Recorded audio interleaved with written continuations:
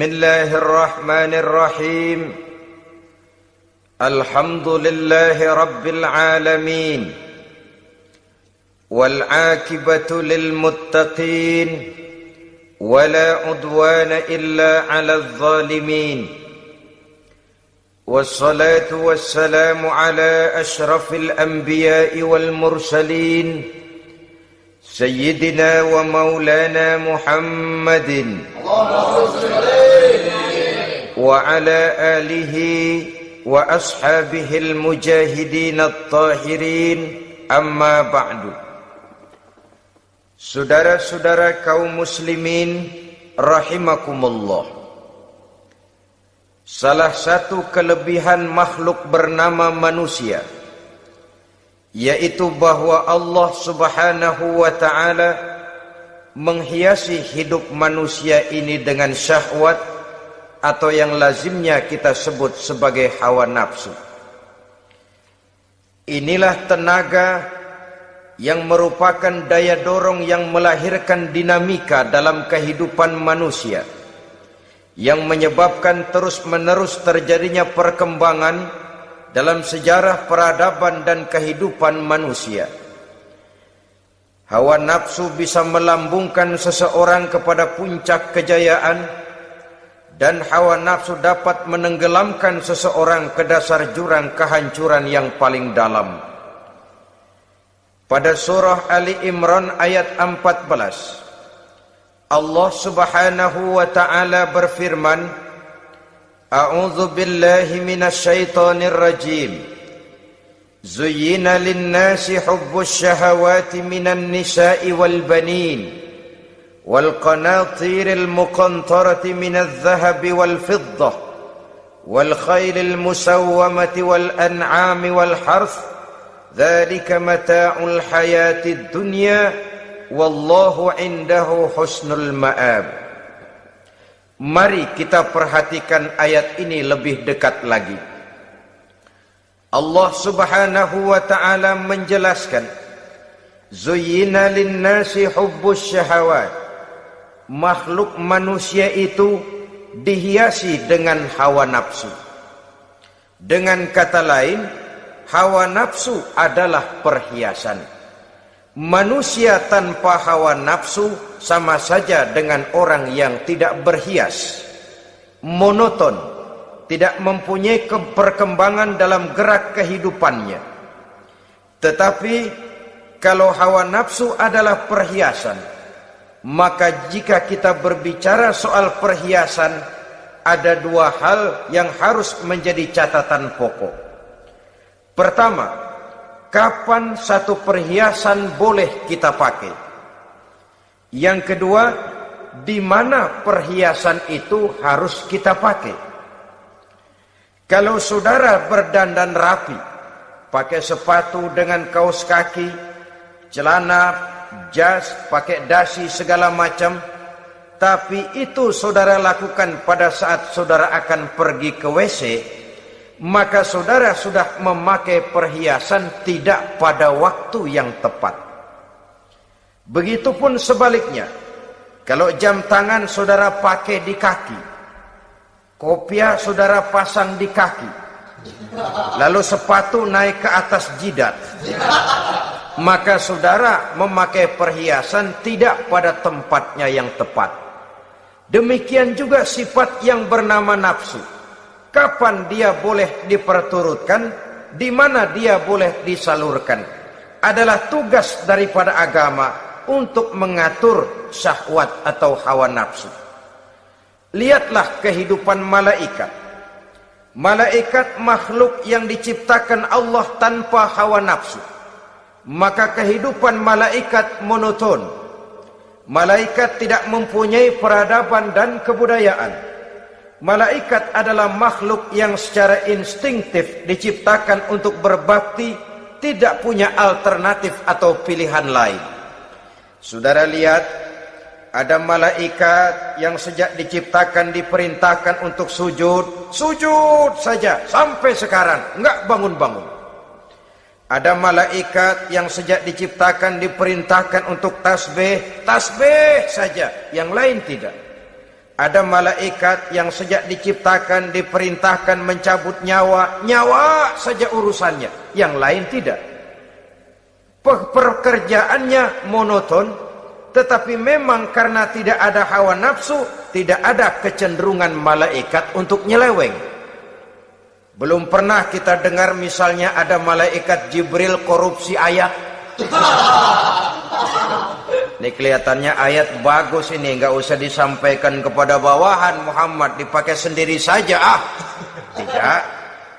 Kita belum pernah dengar malaikat maut keliru mencabut nyawa orang yang belum waktunya modar. Belum pernah. Malaikat itu ibadun mukramun, la ya'sunallaha fima amarahum wa yaf'aluna ma yu'marun. Maka kehidupan malaikat adalah monoton. Dinamika tidak ada, peradaban dan kebudayaan juga tidak ada. Andai kata bumi dan seluruh isinya diserahkan kepada malaikat untuk mengisinya, barangkali saudara tidak akan pernah kenal jembatan Semanggi, saudara tidak akan pernah kenal Monas, gedung-gedung bertingkat, gedung-gedung pencakar langit. Semua yang menggerakkan itu adalah karena manusia mempunyai hawa nafsu. Nah, kemudian pada kalimat berikutnya Allah memberikan rincian. Apa nafsu kepada apa yang paling menonjol dalam kehidupan manusia itu? Pertama, minan nisa, hawa nafsu kepada perempuan. Ini tentu yang ditujukan laki-laki. Dimanapun saja makhluk bernama laki-laki, kalau dia normal, tidak impoten, mesti suka kepada perempuan. Itu wajar, bin pantas alias normal. Tetapi tadi saya katakan di awal, nafsu kepada perempuan adalah perhiasan.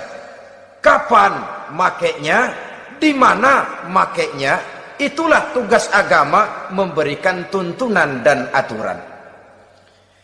Saudara-saudara kaum muslimin rahimakumullah, nafsu kepada wanita dapat mengantarkan seseorang kepada puncak kejayaan, tapi nafsu kepada wanita bisa menenggelamkan seseorang ke jurang kehancuran.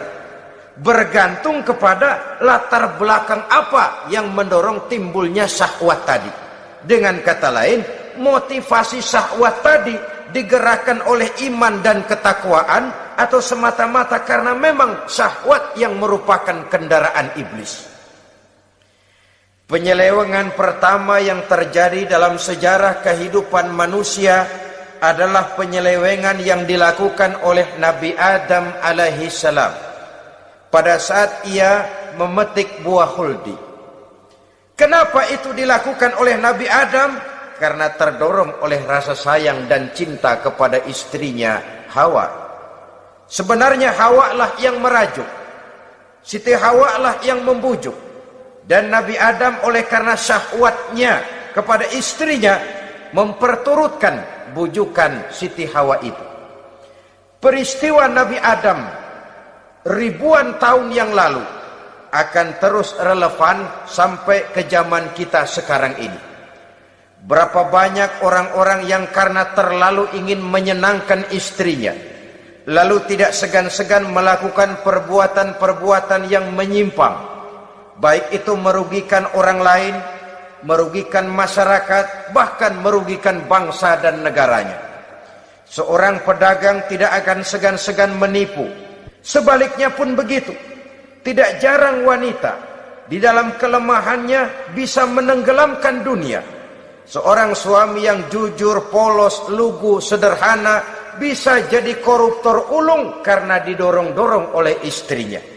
Istrinya barangkali bisa saja dibakar-bakar oleh tetangganya. Suaminya jujur, sederhana, kepala bagian, tempatnya basah tapi melarat. Istri rupanya tidak sabar melihat gaya hidup yang makin konsumtif, persaingan yang makin tajam. Suaminya dikipas-kipasin. Kata istrinya, "Bang, tetangga sebelah kita lakinya pegawai kecil, Bang, tapi gelangnya kayak pelek beca. Abang ini kepala bagian tidak bisa membelikan saya macam itu, percuma lah. Kata suaminya, ya bagaimana bu, gaji saya cuma segitu-gitunya. Ya namanya kepala bagian, apaan kayak sabet dulu. Kalau sudah berpikir ke arah ini, artinya sudah ngipasi suaminya untuk melakukan tindakan yang tidak wajar. Saudara-saudara kaum muslimin rahimakumullah, sejak zaman klasik sampai kepada zaman kita sekarang ini, kita melihat kecenderungan syahwat kepada wanita ini. Julius Caesar yang katanya gagah perkasa, ternyata tunduk di bawah kaki Cleopatra. Napoleon Bonaparte, the Lion of Europe, singa daratan Eropa, luas kekuasaannya, gagah perkasa tentaranya, kepada siapa dia tunduk? Ke bawah kakinya Margaret Josephine. Demikianlah di zaman kita sekarang, kita melihat di Jepang, betapa Perdana Menteri Uno didesak mengundurkan diri dari jabatan Perdana Menterinya oleh karena terlibat skandal dengan geisha. Kita juga melihat di Amerika betapa Senator Gary Hart dari Partai Demokrat yang masih muda, jenius, diharapkan masa depan Amerika lahir dari tangannya, terpaksa mengundurkan diri dari calon presiden oleh karena terlibat skandal dengan Donna Rice. Kita juga menyaksikan betapa parlemen dan kabinet di Inggris sempat geger oleh karena skandal Pamela Bordes, pelacur kelas kakap yang melanglang buana mencari sasaran-sasaran kakap. Ini adalah kisah kejatuhan yang diakibatkan oleh hubbus syahawat minan nisa. Oleh karenanya benar jika Nabi kita menyatakan an-nisa'u imadul bilad, wanita adalah tiang negara. Jikalau baik wanita, baik negara. Jikalau rusak wanita, hancur negara. Kalau syahwat kepada wanita cuma semata-mata karena syahwat, maka seorang laki-laki akan memandang wanita cuma sekedar alat pemuas hawa nafsu. Nilainya rendah. Sedangkan agama kita mengajarkan ma akraman nisaa illa karimun wa ma ahanan nisaa illa laimun, kata Nabi.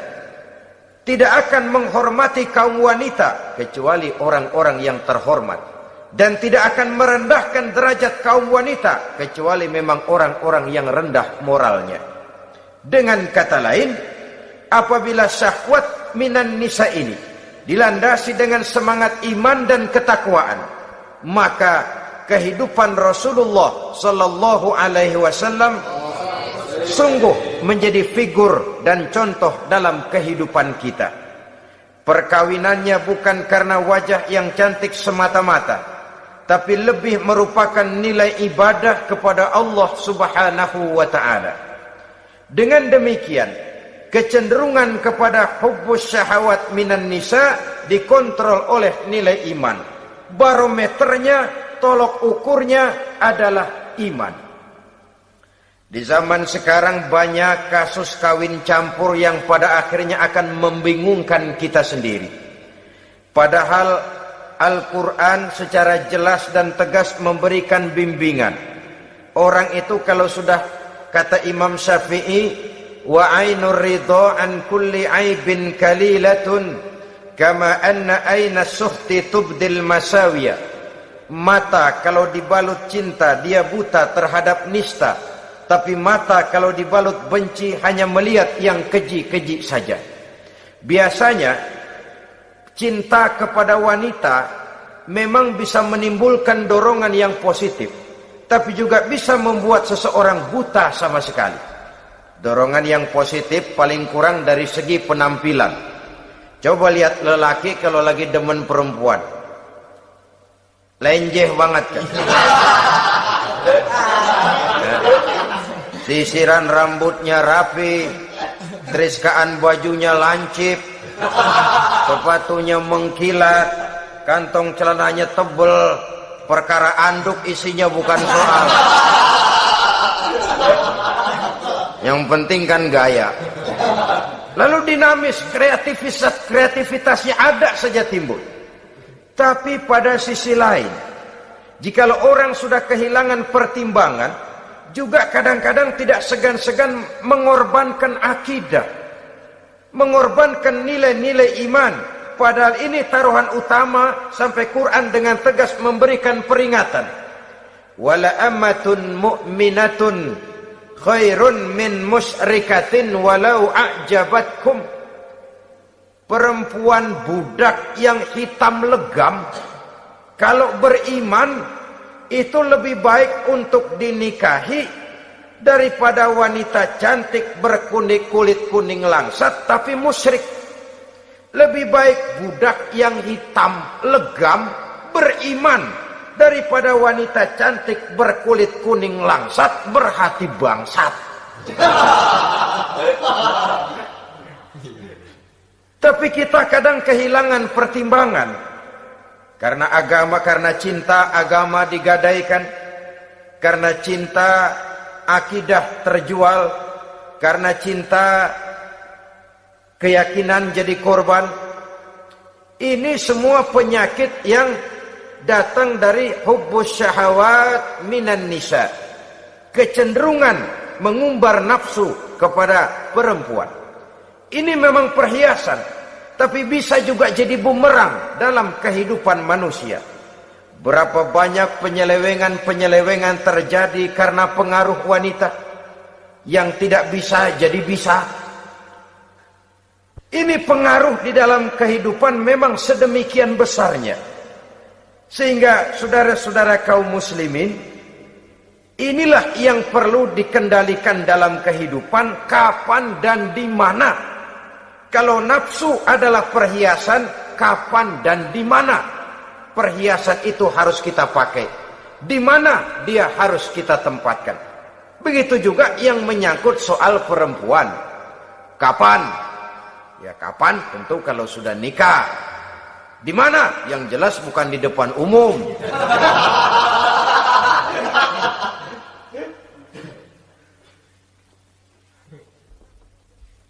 Ini nafsu yang pertama, minan nisa.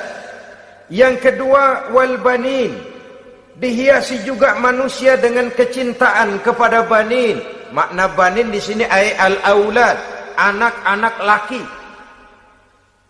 Kenapa disebut banin, anak-anak laki? Karena pertama, sering anak laki itu lebih jadi kebanggaan buat orang tuanya ketimbang anak perempuan. Sebabnya apa? Pertama, faktor nasab, silsilah lebih kuat kepada laki-laki ketimbang perempuan. Yang kedua, faktor cita-cita. Orang tua kalau punya anak laki-laki, cita-citanya panjang. Nak, kau nanti jadi dokter ya. Nak, jadi insinyur ya. Nak, jadi pilot ya. Nak, jadi pengusaha ya. Nak, jadi presiden ya. Tapi kalau dia punya anak perempuan, paling, ya nak, mudah-mudahan nanti kamu dapat jodoh orang baik nak. Dapat jodoh orang soleh.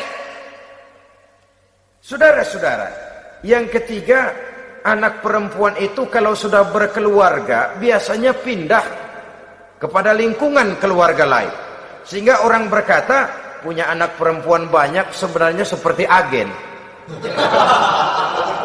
Artinya ada yang mau bawa, kan begitu. Ada yang minta, ambil. Ada yang berminat, buntel. Paling dia nengokin orang tuanya ya lebaran. Ya syukur kalau sebulan sekali atau seminggu sekali. Tapi minimnya kan lebaran. Dengan demikian dari garis nasab ini lebih kuat al-banin ketimbang al-banat.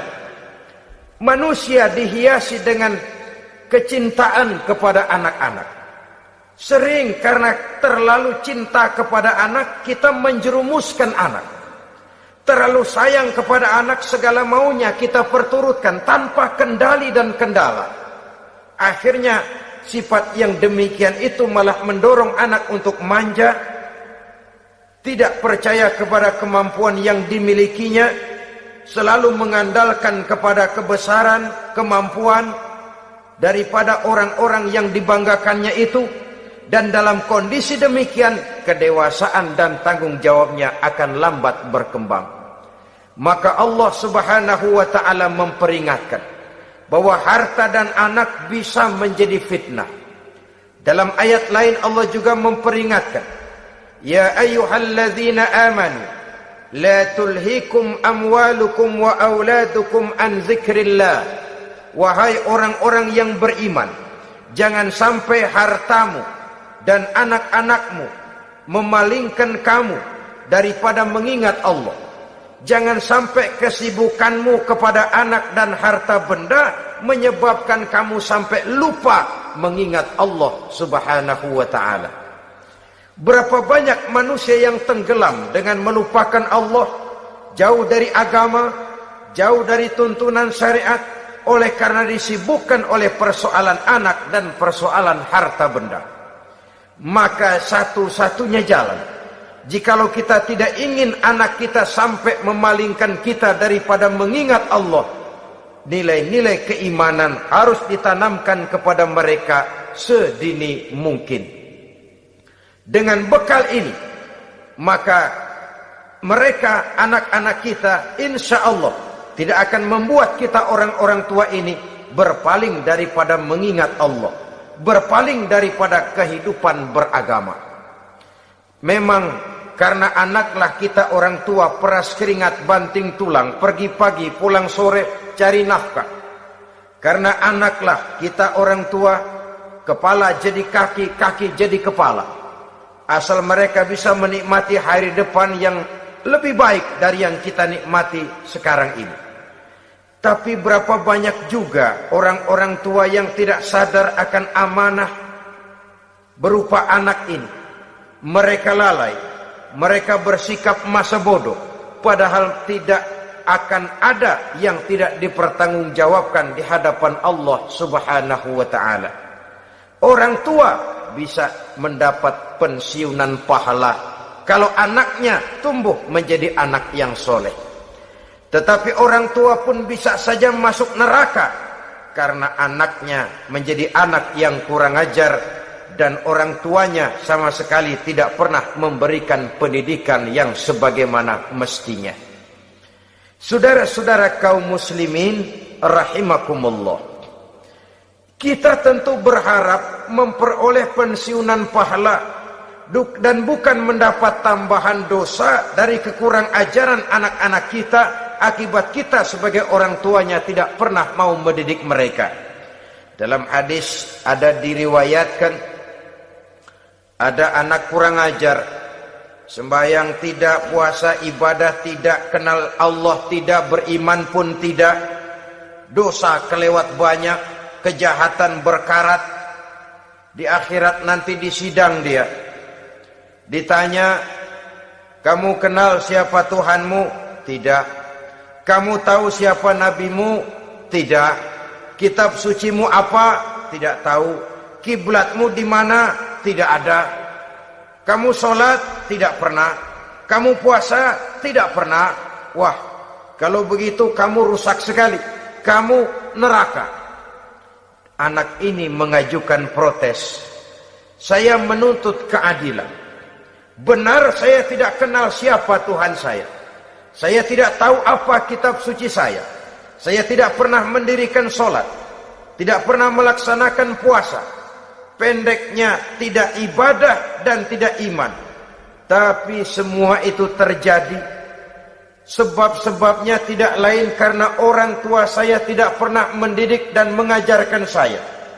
Orang tua saya tidak pernah mengarahkan saya ke jalan itu. Sampailah saya seperti keadaan yang sekarang ini. Orang tua saya enak-enakan ngaji, saya teler diantepin aja. Orang tua saya memegang kitab, saya megang botol. Dia tahu, dia diam saja. Dia tahu dan dia tidak memberikan peringatan. Karena orang tua saya lah, maka saya jadi seperti sekarang ini. Kalau saya harus masuk ke dalam neraka, saya menuntut keadilan agar orang tua saya juga ikut bersama saya gabung ke dalam neraka. Orang tuanya yang baik-baik dipanggil, sudah mau berangkat ke sorga nih orang tua, dipanggil, "Ntar dulu mas, ini dulu." Mau kemana, gancang banget. surga Pak. Nanti dulu urusan belum beres. Ini benar anakmu ini. Dilihat anaknya. Iya anak saya ini. Waktu di dunia nggak pernah diajarin ngaji. Nggak pernah. Sampai dia nggak kenal Tuhannya. Nggak kenal nabinya. Nggak kenal kiblatnya. Nggak kenal kitabnya. Iya. Dia sembahyang, kamu dia nggak sholat, kamu diemin aja. Iya kali. Kenapa pakai kali? Yang benar ngomong. Ramadan dia nggak puasa, kamu nggak tegur, kamu diam saja. Iya. Wah, kamu nggak tanggung jawab. Kamu tahu anak itu adalah amanah. Menyia-nyiakan amanah adalah khianat. Khianat adalah dosa besar. Jadi bagaimana saya? Ya kamu gabung sama anakmu, join ke neraka berdua bareng. Lantaran kamu tidak mau mendidik mereka, anak-anakmu, maka jadilah anak-anakmu seperti sekarang ini. Saudara-saudara kaum muslimin rahimakumullah. Sebaliknya, jikalau anak-anak kita yang kita cintai ini, yang merupakan buah hati belahan jantung, tumbuh dan berkembang menjadi anak-anak yang soleh, yang bermanfaat bagi masyarakatnya, bagi agama, bangsa dan negaranya, kita orang tuanya bolehlah tentram menerima pensiunan pahala. Menerima pensiunan pahala dari kesolehan anak yang ditinggalkannya. Alangkah nikmatnya mendapat pensiunan pahala. Terbaring kita di bawah pohon kemboja, nilai kebaikan kita dikenal orang, nama kita akan tetap hidup. Oleh karena kita meninggalkan anak-anak yang tumbuh menjadi generasi yang soleh, bukan anak yang salah. Oleh karenanya, kecintaan kepada anak jangan sampai membuat kita lalai dari mengarahkan mereka kepada kehidupan beragama. Di zaman sekarang ini, kecenderungan kita mengarahkan anak pun sudah kepada kecenderungan yang berbau materialistis. Maka yang ramai bagaimana anak bisa mengejar program MBA, Master of Business Administration, supaya keluar bisa jadi manajer. Bagaimana anak lalu kursus komputer, supaya keluar menjadi tenaga yang canggih di bidang komputer. Ya, kalau dia perempuan cantik, bagaimana dia bisa masuk Akademi Sekretaris and Management, supaya bisa jadi sekretaris. Atau bagaimana dia bisa masuk sekolah nyanyi, supaya nanti jadi penyanyi dengan tarik suara, uang lalu mengalir ke dalam kocek jutaan nilainya. Maka yang ramai pun hal-hal yang semacam itu. Dalam pada itu, pengajian, kursus-kursus keagamaan, studi-studi klub yang membicarakan masalah-masalah agama, ramainya kadang-kadang kalau bulan Ramadan, dianggap training center. Ya lumayan, daripada tidak sama sekali mah lumayan. Tapi dengan demikian ini kan merupakan bagian terpokok dari kehidupan manusia. Alangkah idealnya jika dia mengantongi gelar MBA, Master of Business Administration, tapi punya nilai iman yang tangguh, ahli komputer tapi punya keyakinan beragama yang mantap. Dan ini harus ditanamkan lebih dahulu sebelum dia menguasai disiplin ilmu yang lainnya. Saudara-saudara kaum muslimin rahimakumullah, kecintaan kepada anak-anak sering mendorong seseorang untuk menimbulkan sifat nepotisme. Segalanya serba garis keturunan. Sejak ia jalur birokrasi sampai ke dalam kehidupan sehari-hari, nepotisme ini bisa terlihat. Orang kehilangan kondisi objektivitasnya. Mampu atau tidak soal lain. Bidangnya atau tidak bukan soal. Yang penting masih ada hubungan keturunan. Maka timbullah tumpang tindih untuk sesuatu pekerjaan yang tidak sesuai dengan kemampuan dan keahliannya. Di desa-desa kita melihat masjid, ketua masjid bapaknya, bendahara anaknya, sekretaris mantunya, Bilal besannya, kol beduk engkongnya.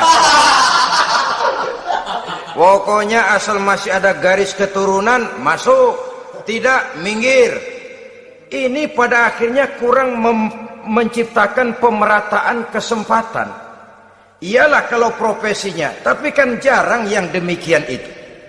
Kita boleh cinta kepada anak-anak kita, tapi jangan lalu mempergunakan posisi yang kebetulan kita gunakan untuk menempatkan anak-anak kita lebih dari kemampuan yang mereka miliki. Nepotisme yang lahir. Sehingga ini bukan saja tidak mendidik, tapi mengakibatkan terjadinya tumpang tindih.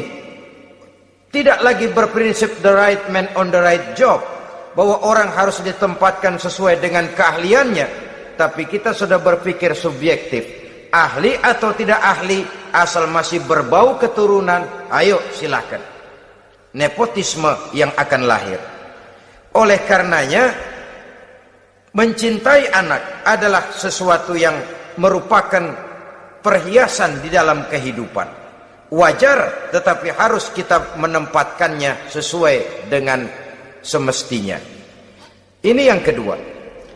Yang ketiga, nafsu yang menghiasi hidup manusia itu adalah nafsu kepada wal qanatiril muqantarati minadz zahabi wal fiddah.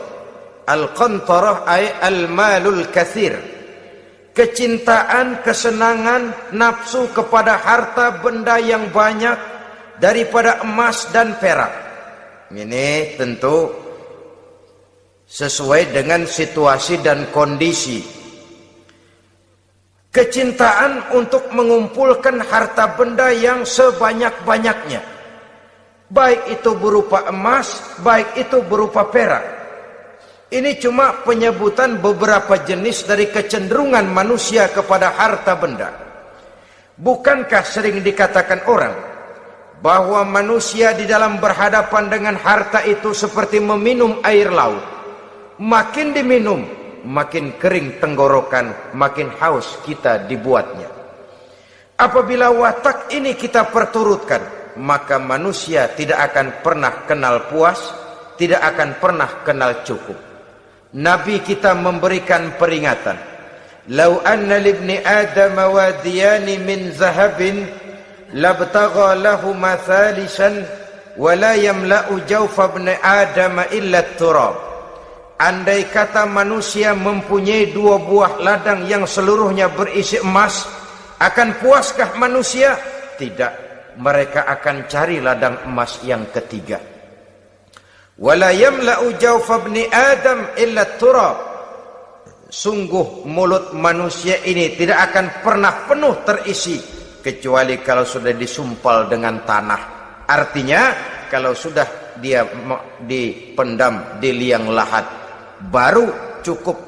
Tetapi sepanjang dia masih bergerak, masih hidup dan bernyawa, masih bisa berusaha dan berbuat, dia tidak akan pernah mengenal puas. Ini akan mendorong manusia terjebak kepada menghalalkan segala cara untuk mencapai tujuan. Yang penting kaya, kan begitu. Dan cepat. Sebab sekarang orang sering motong kompas. Yang penting kan cepat kaya. Soal cara, kalau jujur aja mah, sampai kapan mau kaya? Perkara itu renten, bukan soal. Perkara itu judi, tidak jadi masalah. Perkara itu korupsi, menyangkut hak orang banyak, bukan soal. Yang penting cepat kaya. Dan anehnya lagi, tidak malu menumpuk kekayaan dengan cara yang tidak wajar. Ya kan orang hidup bermasyarakat tuh bisa dianalisa tuh. Emang usahanya apa sih? Gajinya sebulan berapa sih? Kok bisa gitu-gitu bener sih? Dari mana sih? Secara langsung orang tidak berani bertanya, tapi dari mulut ke mulut akhirnya tersebar jadi rahasia umum. Si Ano kan punya Ano, dia Anonya seano.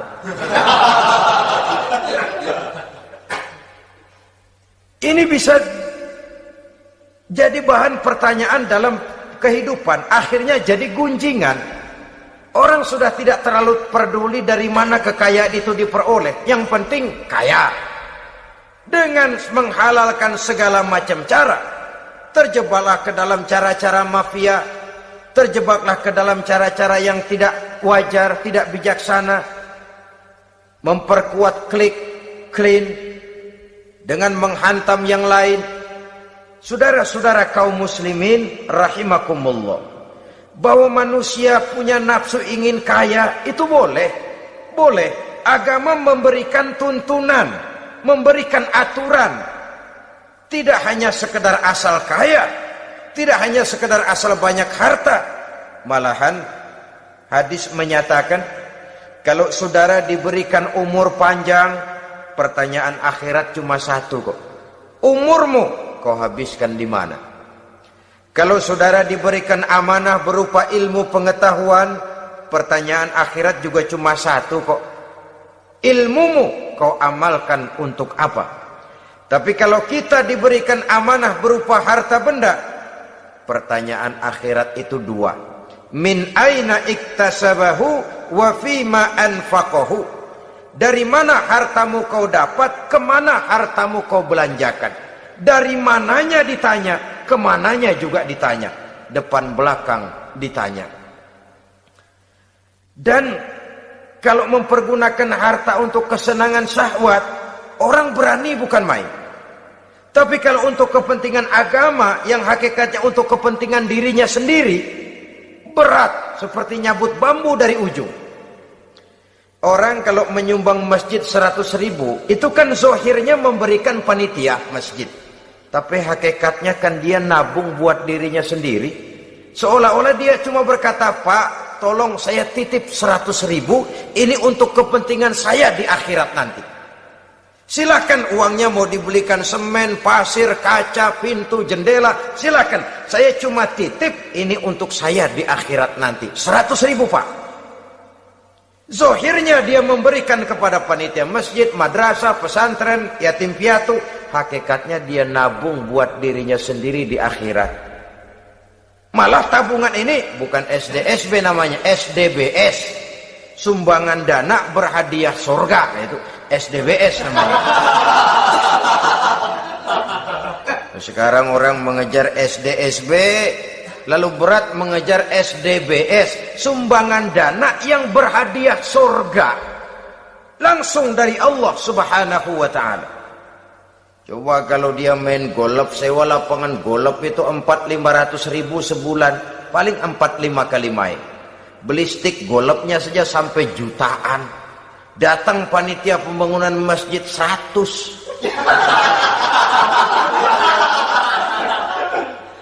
Minta didoain masuk surga lagi. Surga 100.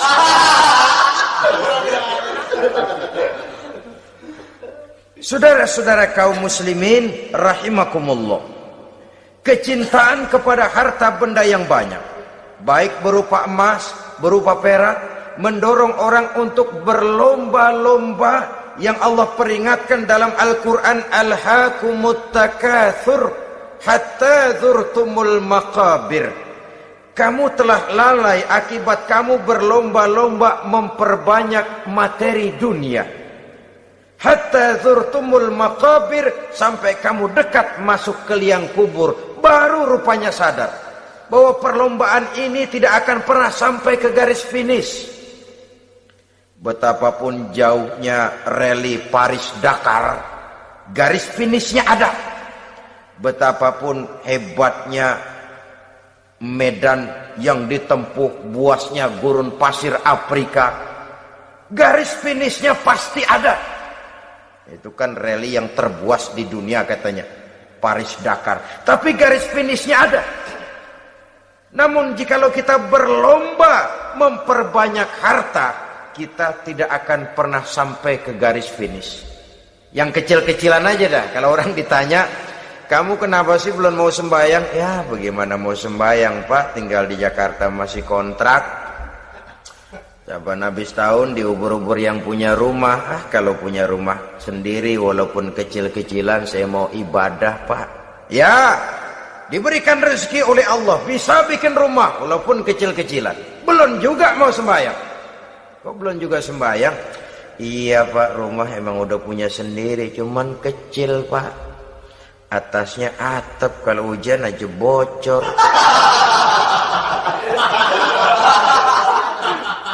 Kalau bisa bikin rumah yang permanen Pak, tenang, saya ibadah, sembahyang saya rajin.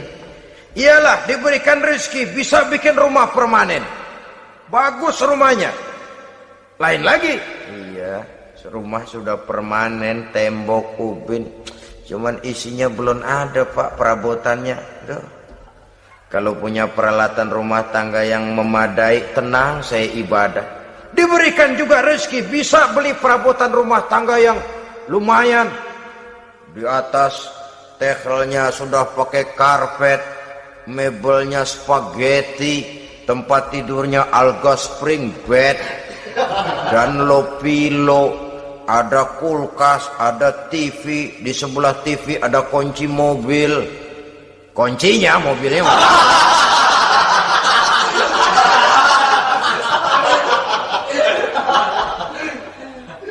bagaimana? Sekarang sudah cukup perabotan. Perabotan sudah ada Pak, cuman kendaraan belum punya ini.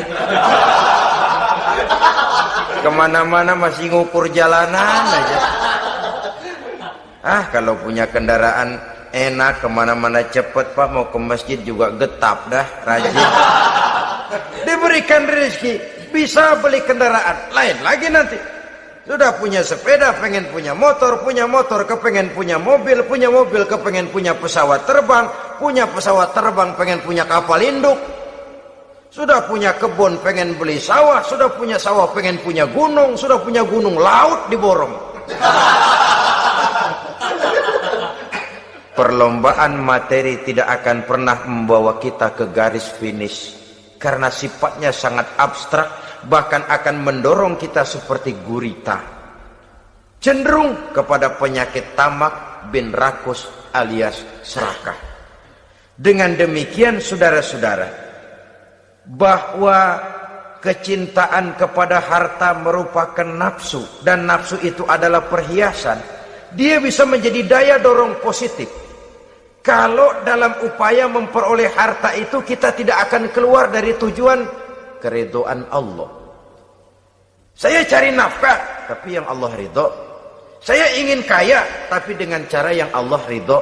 Ini kunci yang akan menyelamatkan kita manusia dari perangkap menghalalkan segala cara. Ini yang ketiga. Yang keempat, dihiasi manusia itu dengan nafsu kepada wal khailil musawwamah, kuda yang bagus, kendaraan yang bagus, kuda yang terpelihara. Al musawwamah ada yang mentafsirkan ar-ra'iyah. Ar-ra'iyah itu yang digembalai, binatang ternak, kuda yang digembalai atau kuda yang diikat. Artinya kalau dulu kan yang namanya tuan-tuan tanah itu baru dibilang bejeger kalau kemana-mana naik kuda. Jet set zaman dulu itu udah kelompok jet set, itu kendaraan. Kalau sekarang baby band dah, dulu mah kuda band.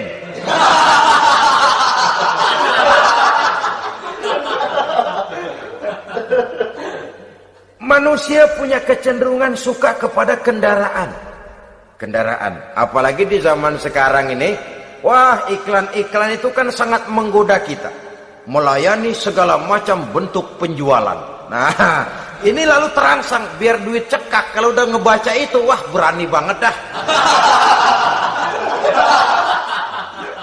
Tahu duit nggak mungkin cukup, tapi begitu baca melayani segala macam bentuk penjualan dengan fasilitas ringan. Nah, jadi dah.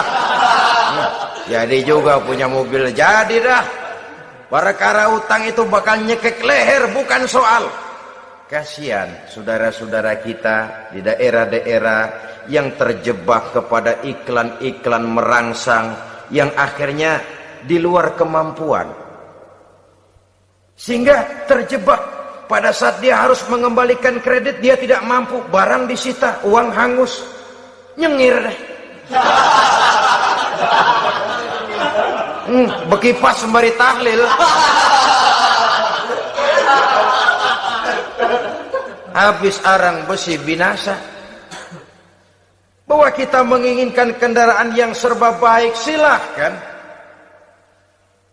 Tiap akhir tahun ganti merek, keluar yang baru, ganti lagi. Itu kalau orang yang mampu.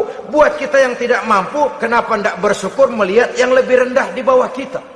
Alhamdulillah kita punya mobil, tangga kita cuman punya motor. Yang punya motor, syukur kita punya motor bisa rada cepetan. Tangga sebelah punya sepeda, mana-mana kekejek mulu. Yang punya sepeda, alhamdulillah punya sepeda. Tangga sebelah kemana-mana jalan kaki. Yang jalan kaki, syukur masih bisa jalan. Teman sebelah lumpuh bertahun-tahun gak yang lumpuh, alhamdulillah masih hidup. Tangga sebelah kemarin out nggak balik lagi. Saudara-saudara, saya pikir menengok ke atas itu perlu supaya ada rangsangan kita untuk maju. Tapi menengok ke bawah pun juga lebih perlu agar kita mensyukuri yang ada dan tidak suudzon, tidak buruk sangka kepada Allah. Apa yang diberikan Allah kepada kita sekarang ini, itulah yang terbaik menurut Allah untuk kita. Saudara-saudara kaum muslimin rahimakumullah. Dahulu ada seorang pemuda, matanya buta.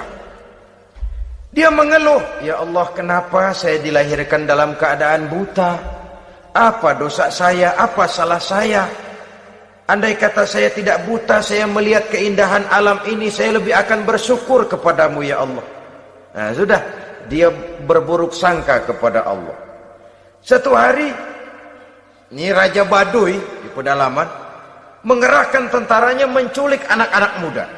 Ini Raja Baduy ini kanibal, artinya suka makan daging manusia. Anak-anak muda ini diculik. Yang masih muda-muda ya, kalau kambing muda itu kan di sop rada sedap. Rupanya ini Raja kanibal ini begitu. Anak-anak muda termasuk ya pemuda yang buta tadi itu kena culik. Ya sudah diculik, rawatlah di istana raja ini, diberikan pakaian bagus, dikasih makan serba enak. Sebab apa? Supaya badannya gemuk. Setelah gemuk nanti dipotong di sop legit. Sudah, kerjanya cuma makan tidur, fasilitas nikmat, tidur enak. Ya, udah giliran dapat 1 bulan 2 bulan kemudian, ketika mau diambil anak-anak muda ini, raja sendiri yang milih mana yang disop duluan nih. Sampai giliran anak muda yang buta ini, raja geleng kepala. Yang begini mah buta, dagingnya nggak enak. Ini satu lepas aja, lepas. Saya mau makan daging orang buta, lepas saja. Pulang ini anak muda, batinnya bersyukur, sujud syukur, ya Allah, katanya, untung saya buta. Coba kalau saya nggak buta udah habis saya disop. 2 bulan yang lalu dia mengeluh, ya Allah, kenapa saya dilahirkan dalam keadaan buta? Sekarang dalam pulang ke rumah, perjalanan menuju ke rumah, dia berkata, alhamdulillah, andai kata saya tidak buta, habis badan saya disop oleh raja yang kanibal tadi. Saudara-saudara kaum muslimin rahimakumullah. Jadi dengan demikian pola hidup yang konsumtif sesungguhnya sangat tidak mendidik apabila dilatar belakangi oleh kemampuan yang tidak menunjang. Dengan demikian setidaknya mendidik orang untuk berkhayal. Anak-anak muda sama merek mobil ngerti banget dah, punya kagak? Ini BMW model terakhir nih. Nih kemarin gue ngeliat di sana, gue megang rame banget.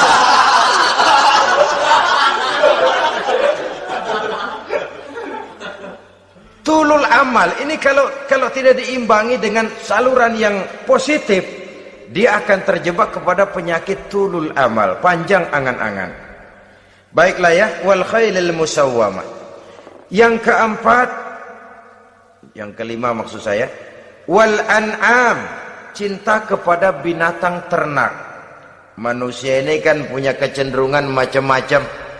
Setelah rumahnya bagus, hartanya banyak, kendaraannya cukup, ingin beternak. Jadilah peternak.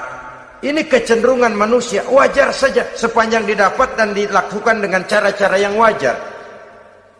Wal hars, dan tumbuh-tumbuhan, bertani, bersawah, berladang, itu merupakan kecenderungan daripada manusia.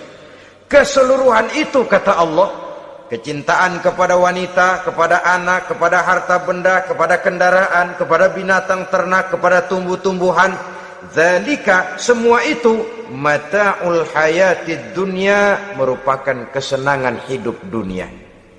Berapa lama kesenangan hidup dunia? Sebentar, seumur manusia. Seumur manusia. Bahkan kadang-kadang pada saat dia masih hidup pun orang tidak sepenuhnya sempat menikmati kesenangan hidup dunia.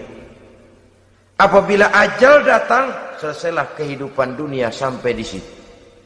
Orang-orang kafir, buat mereka surganya di dunia ini. Bila kehidupan di dunia selesai, selesailah sudah surganya sampai di situ. Kesemua itu, janji kata Allah, merupakan kesenangan daripada kehidupan di dunia. Wallahu indahu husnul ma'ab, dan Allah mempunyai tempat kembali yang sangat baik. Nah, setelah Allah menjelaskan semua itu, pada ayat yang ke-15 Allah memberikan jalan keluarnya. Memperturutkan nafsu kepada wanita, anak-anak, harta benda, kendaraan, binatang ternak. Bijaksanakah itu? Dalam ayat ke-15 surah Ali Imran ini Allah memberikan penjelasan tuntas. Qul a'unabbi'ukum bi khairim min zalikum. Katakan kepada mereka Muhammad, maukah kamu aku beri kabar yang lebih baik dari semua itu? Lebih baik daripada kesenanganmu kepada wanita, kepada anak-anak, kepada harta benda, kepada kendaraan dan sebagainya. Mau kamu aku beritahu yang lebih baik daripada semua itu? Jawaban tentu mau. Kalimatnya bukan ukhbirukum, a'unabbi'ukum. An-naba itu berita yang besar. Lain dengan al-khabar, itu berita biasa saja.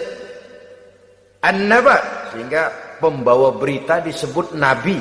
Dari naba yanbi, pembawa berita yang benar. A'unabbi'ukum, maukah kau aku tunjukkan kepada satu berita yang benar-benar besar dan benar-benar lebih baik dari yang semua disebutkan tadi. Apa jalan keluarnya?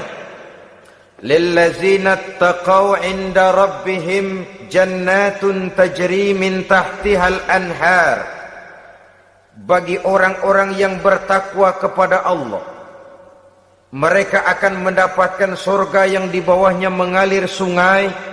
Khalidina fiha, mereka akan kekal di dalamnya.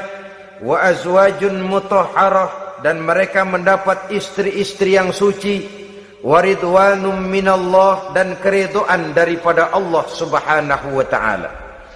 Kalau kamu hai orang-orang yang beriman, kalau kamu hai manusia menyangka bahwa nafsu kepada wanita, anak-anak, mengumpulkan harta benda, kendaraan yang menarik, binatang ternak dan tumbuh-tumbuhan itulah yang lebih baik untuk kesenangan dunia, memang itu kesenangan dunia. Tapi nih, seolah-olah kata Allah, nih saya kasih tahu kamu, aku beritahu yang lebih baik dari semua itu.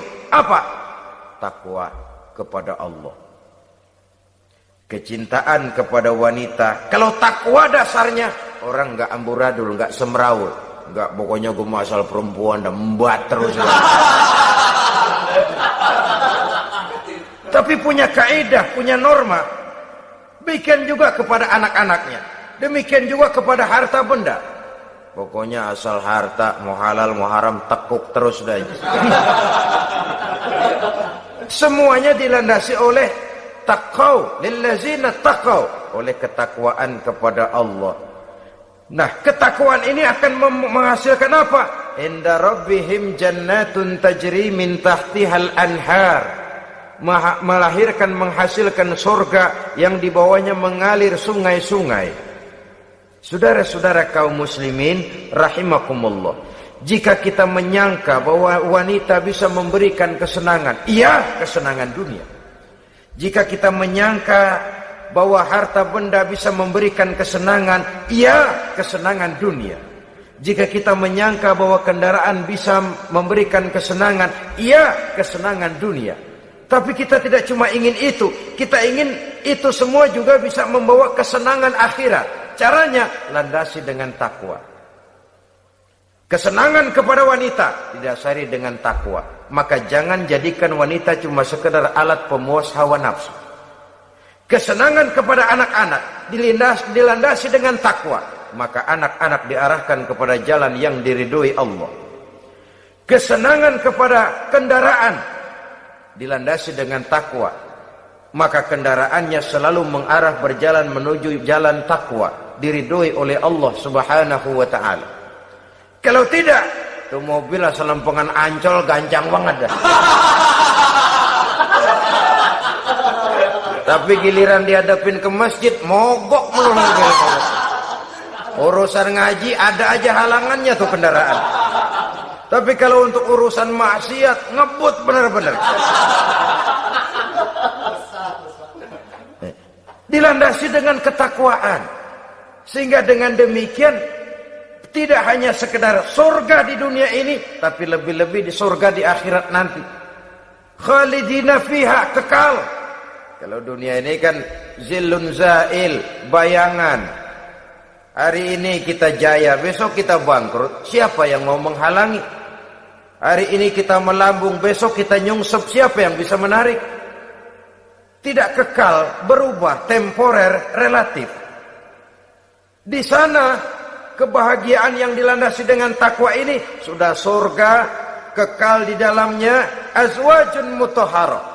Dapat istri-istri yang suci. Suci dalam arti belum pernah dijamah orang lain. Suci dalam arti tidak pernah terkena halangan, seperti men misalnya, baik menstruasi atau mencret, itu tidak. Azwajun mutahharah. Konon makna mutahharah ini ya artinya juga bisa selalu gadis, bidadari itu, selalu perawan, tidak pernah janda, walaupun tiap hari dipakai, perawan terus. Dan yang lebih penting, waridwanum minallah, mendapat ridho dari Allah Subhanahu wa taala.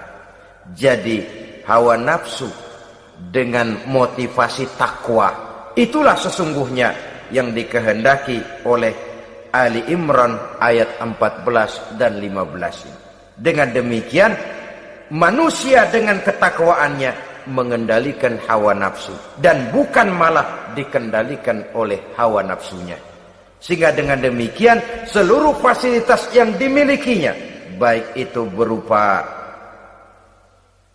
istri, anak, kendaraan, binatang ternak, harta benda, tanam-tanaman, seluruhnya semakin meningkatkan ketakwaannya kepada Allah Subhanahu wa taala.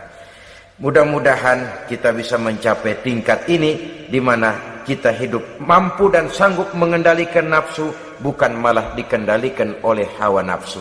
Terima kasih dan mohon maaf. Wassalamualaikum warahmatullahi wabarakatuh. Waalaikumsalam warahmatullahi wabarakatuh.